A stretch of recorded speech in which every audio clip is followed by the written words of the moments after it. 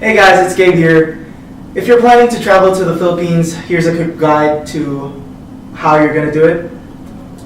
So, a quick history to the Philippines. 1521, the Battle of Mactan is when Magellan, the first colonizers of the Philippines, tried to spread Christianity. And Lapu-Lapu met them with a little bit of violence, and Magellan died there. Here is Blood Compact, wherein the Spaniards successfully colonized a few parts of the Philippines. This is an image of Dr. Jose Rizal, our national hero, being shot at December 31st, 1898. He is known to be our national hero. And this is the American War, which happened over 50 years ago. So for the point of entry, most people think that you would want to go to Manila, Ninoy Aquino International Airport, but that's not the case. This is reviewed as one of the worst airports in the Philippines. So don't go there. Instead, go to Mactan International Airport, which is the newest airport there is in the Philippines right now. For our travel plan, we're going over some places, including Cebu, Bohol, Puerto Princesa, Palawan, Coron, Palawan, Baguio City, and Sagada. So for the first stop, when you arrive in Cebu, this trip, you need to plan for at least like 3 to 5 days. So you're gonna arrive in this airport right here. You have 2 housing locations that you want. You can go Basak area or Punta Engaño. If you want to go to a more beachy, more touristy place, but that's not really hurtful for your budget, go to Punta Engaño. In Punta Engaño, you can also actually lodge near this area right here, where you can find the Lapu-Lapu Shrine, which is where the Battle of Mactan took place. While you're in Cebu, you want to take advantage of the food that we have there: roasted pig, roasted belly, lechon, and also some roasted chicken. In Cebu, after your first day, if you want to go to traveling immediately, you might want to go to this location right here, which is called Magellan's Cross. This is to commemorate how Christianity is spread in the Philippines, starting in Cebu. Right adjacent to that is the Santo Niño Chapel, which is where the first relic of the baby Jesus is held. After that, you might want to go to another religious location called Simala. It started from a small hut and expanded into a castle right now. The total area of this place is around 2-3 hectares. After that, you want to go to Moalboal, which is branded one of the clearest beaches in Cebu. And you can go immediately after that to Kawasan Falls in Badian, which is one of the treasured places in Cebu because it's known for having clear waters and all natural flowing water. If you want to go on a side trip after all these, you can go to this place right here, which is called Bantayan Islands. This island is known to have Camp Sawi, which is featured in one of the Filipino movies, and it's known for having clear beaches as well. For the nightlife, you can go to Central Cebu, which is right adjacent to all the malls, all grocery stores, almost all common attractions, and this is where you can have parties at night. Now moving on, your second stop is going to be at Bohol. In Bohol, you're going to arrive in Tagbilaran, right over here, Tagbilaran Port. After that, you can go to pretty much Chocolate Hills. You can go to the man-made forest right here. You can go eat lunch in a riverboat, and after that, go watch the tarsiers. They're the smallest monkeys in the world, which they can actually just be the size of your palms. Next, you can go to Sandugo, the Sandugo Shrine, where that's the place where they commemorate the spread of Christianity in the Philippines. And then you can go to the oldest church in the Philippines, right here.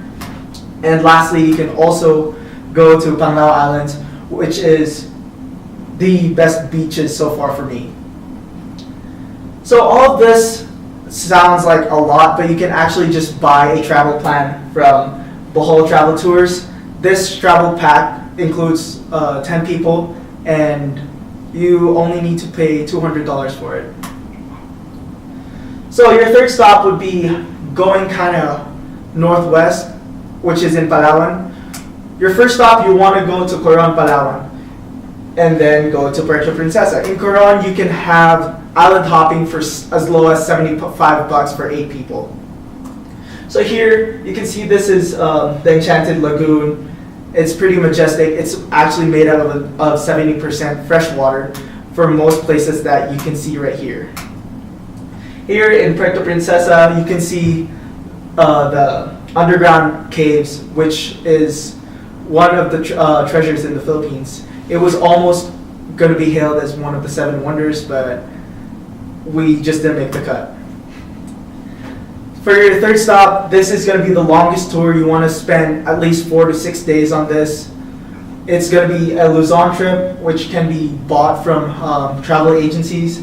So mainly you're going to arrive in Manila, then go to Banaue. Banaue is known to be the home of the paddy fields of the Philippines. Everything here is man-made. As you can see, there's only a small village of people there living there, and they're the ones who started.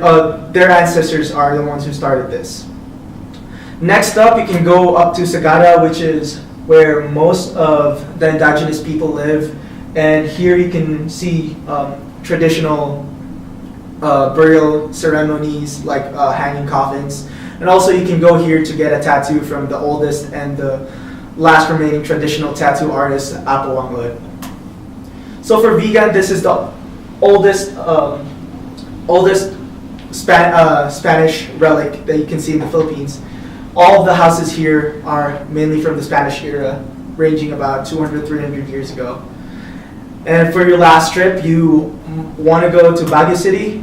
Here is where you want to stay most of your time, I would say.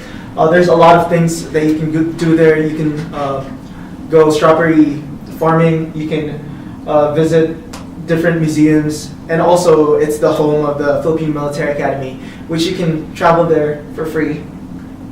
You can see the cadets go on parades every Saturday. And so it's a very nice experience there. One company that I would really like to advertise for being cheap and being very accommodating for you to do this is Victory Liner. So when you're in the Philippines, what are the things that you want to try or foods that you want to try? So first is Belly Lechon from Cebu. It's actually the best food that you can get there in Cebu.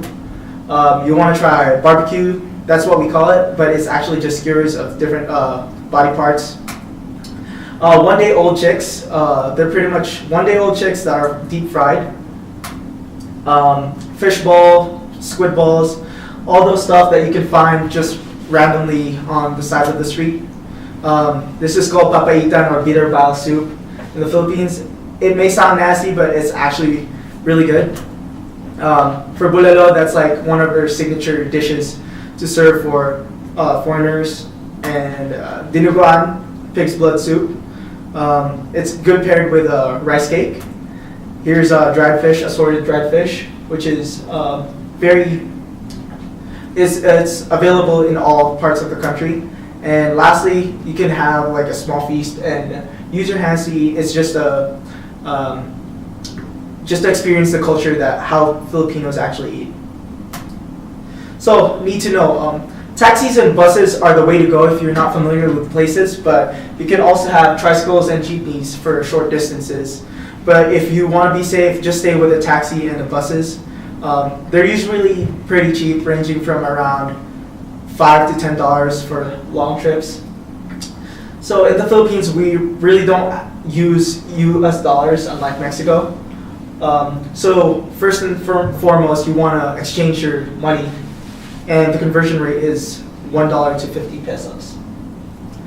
Don't drink water from the tap. It's usually not potable and is filled with a lot of germs. And don't worry about food and lodging because they're fairly cheap, and you can find food and lodging for $20. So for safety, avoid shady looking bars. They're usually not that good, and you're most probably going to get mobbed. For walking alone at night, make sure you have somebody with you that knows the area, especially if you're foreign, because people will take advantage of you. Avoid clubs that have girls on the entrance, because they usually don't have a permit for that. Avoid places known for theft and violence, so make sure you research where you're going. Also, a big note, drugs are illegal in the Philippines, and you're most probably going to get in jail for that. So just don't do drugs, no matter what type of drug it is. So for nightlife, have a local tour with you at all times. Most drinking happens in houses, so might as well find a cheap lodging or go to a friend's house that you know and spend the night there. Usually they're very accommodating. Always drink with your local guide, because they know what to do when things go south, so make sure you have them at all times. And alcohol is really cheap in the Philippines, so you don't have to worry about that. So that's it. As we all say in the Philippines, it's more fun in the Philippines.